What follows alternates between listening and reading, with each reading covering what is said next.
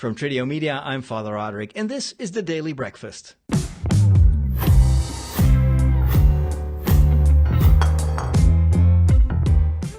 Last week it was International Women's Day, and that was an occasion for a lot of people to reflect on the theme of women in the church. There was a conference near the Vatican, I should say. It was originally planned to be in the Vatican, but then the organization also invited some people that had some very strong opinions about certain things that the Catholic Church does not condone, and so they decided to move the conference to the Jesuits, just outside the frontiers of the Vatican. But it was I think it was a one-day conference with lots of women speakers talking about the role of women in the church. Just a few days before that, there was a very interesting and very critical article in the official newspaper of Vatican City, the L'Osservatore Romano. Now, the main writer of that is also one of the main editors, perhaps the main editor of the newspaper, a woman, an Italian woman. And she wrote an article that went viral, like everybody was talking about it. It was even hitting the regular news about the exploitation of female religious people in the church, especially in the Vatican. And it was describing certain situations in which religious sisters were working, for instance, for members of the Roman Curia, cardinals, bishops, and that had to do the most humiliating tasks, just cleaning the house, serving the food, but they would never be invited to sit at a table, let alone being invited to join in the discussion and be part of the let's say the reflection in the church and just the organization of the church. This has been on Pope Francis's agenda for quite a while. He every once in a while gets back to this theme, insisting that the Catholic Church has to find more ways to involve women in the organization, but also in the top. How would you say that? Like the government of the church. And I wholeheartedly agree with that. And I am perhaps even more impatient than Pope Francis is on that level, because there are two sides to this discussion. First of all, I think saying that women don't have a role to play in the Catholic Church is just not true. If you look at church history, if you even look at the gospel and how important Mary is, the mother of God, but also a saint like Mary Magdalene, and how among the first disciples there were many women, and they were very important too. There is also Mary and Martha. So there are, and after that, great saints in the history of the church that have played a fundamental role in the development of Catholic doctrine, the reform of the church, sometimes in history.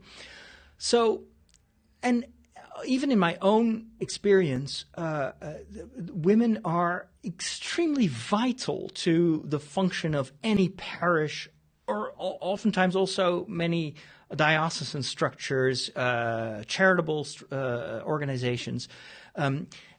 Saying the Catholic Church doesn't care for women, I think, is not doing justice to the very substantial role that women play on a day-to-day basis from the beginning of time, I would say.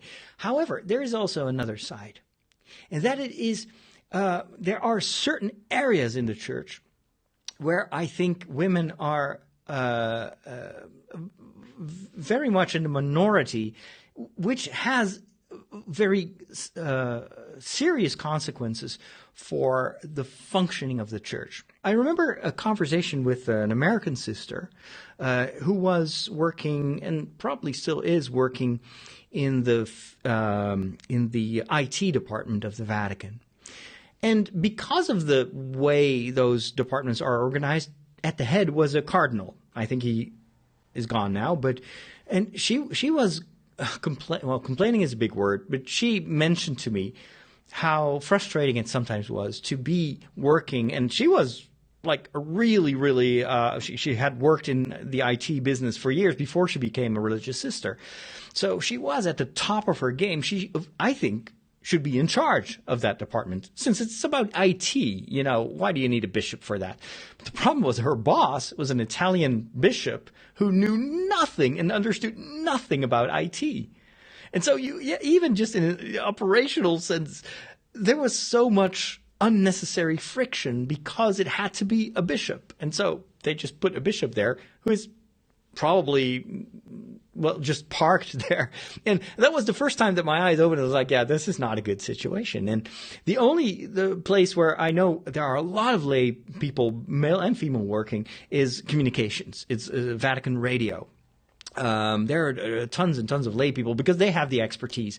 But all in all, I think there needs to be much, much more involvement on the level of the Vatican, but also on the level of the dioceses of women, because they bring in oftentimes a very unique expertise, sometimes just a different perspective, a different way of looking. And I think it just helps the overall energy of any organization. It's what I notice in my parish here in the Netherlands. It's really 50-50. You have both men and women, and it's so important for the vitality of the parish. I also notice it with our organization, Tridio. I always try to, in my programs, when I make shows for TV, to keep it balanced, to do shows like the other week I was filming in Germany, and I interviewed the main interviewees were both male. For me, that was already like, next time I should try to find also some women to get in front of the camera. And over time, that's what I would really like to have, is that Tridio is really a balanced 50-50 organization where we have men and women, because that's the world that we want to reach. That is the world. And so we need the perspective from both sides in this. Now, this is separate from another discussion about ordination. And as you know, there are other Christian denominations where both men and women can be priests, like, for instance, in the Anglican Church or in the Old Catholic Church. There are also female priests. The Catholic Church, the Roman Catholic Church, has said that is beyond our competence. Jesus has not given us the permission to ordain women because they are the successors to the apostles, and Jesus, despite the fact that he really valued the women around him, he did not pick, not even his mother, to be an apostle. And so in the entire tradition, the Catholic Church, of course, is also working within the constraints of the tradition. There's never been a precedent that allows us to ordain women. But I would say that is a separate discussion. And Pope Francis has asked a group of theologians to examine if, for instance, the ordination to the diaconate could be open to women in some form or another. But the priesthood, the ordination of bishops, is a male vocation and a male ordination. But I think that has oftentimes led to, so on that theological level, I think you have to separate that from the, let's say, the effects of that since the governance of the church is so based on ordained man, you get a man's culture that is not even aware of the fact that having more women in the organization may actually tremendously help the organization on all levels. And so I think the only way to go beyond this is by making it happen, by trying to keep that balance, and especially if you're a male person in the church like I am, it is something you have to be aware of. You have to make deliberate choices of putting balance. And this is not just something that is a problem in the Catholic Church. You also see that in politics. You see it in the business world. There's still a long way to go. And the advantage is, as Catholics, that we have Catholic doctrine behind us. Many popes have written about the extremely important and unique place that women should play in the life of the church. It's only that sometimes these documents need like a century or so to let's say influence the culture. And so I'm thinking it's more of a cultural problem than it is inherently a theological problem. And so those are my thoughts about this topic. I'd love to hear from you. If you're male, female, what do you think? What do we need in order to make this church a more balanced representation of the people of God? What can be that unique value? Or what is this? Because some people complain, well, the church is too female, has become too feminized. It's also criticism that you hear sometimes. Like it's all like touchy-feely. And then I'm thinking, well, that depends on what image you have of what is typically male, what is typically female. Sometimes that can also be a stereotype. But it's an important discussion, and like International Women's Day helps us to put that on the agenda and keep it on the agenda. So I hope that we will talk about this many more times in the future. I've played my part for today. Love to hear your thoughts. And as always, more episodes can be found on our website, trideo.com. And make sure you subscribe to our YouTube channel as well. I've got a Star Wars show also. Some people complain that Star Wars is too much of a man's world.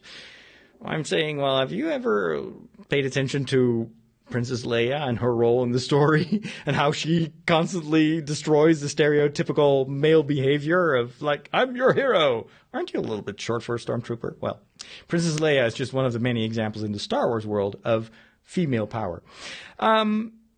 Check out my new Star Wars podcast. It's called That Star Wars Priest, and you can find it on trideo.com. I'll be back tomorrow. Take care, and God bless.